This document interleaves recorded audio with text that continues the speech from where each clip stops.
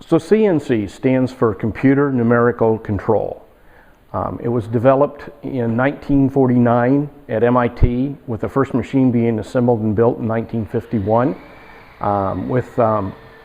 funded by the United States Air Force to increase the amount, to improve the machining of parts for aircraft and to make it faster to do.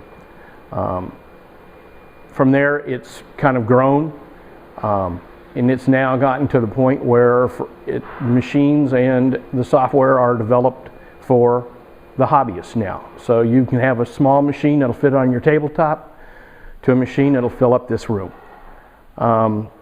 It's used mostly, it started out as a lathe, then it went on to routering, doing the router, and now most people for woodworking, we call it the CNC router.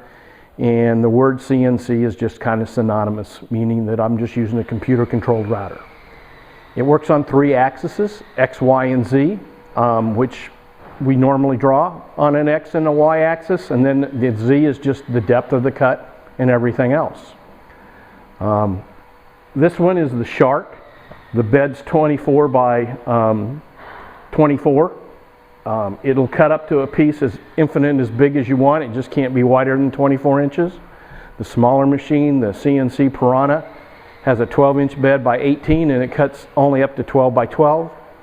Depending on the software that you use, you can tile it, you can do the other things, but that's basically it. So today in the class, what we're going to do is we're going to cover the basics of developing, I already told you, the CNC.